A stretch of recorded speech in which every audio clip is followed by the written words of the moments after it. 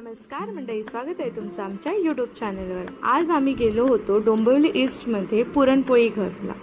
तिथे दरवेळेस आम्ही जाताना बघत होतो की आता जाऊ नंतर जाऊ, पण काय आम्हाला जायचा योग येतच नव्हता। मग शेवटी फायनली आम्ही गेलो आणि तिथे मी ऑर्डर केलं 1 मोदक, 2 पुरणपोळी, 1 इडली आणि 1 चहा।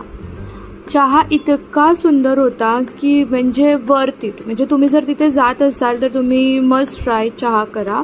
मोदकही छान होता।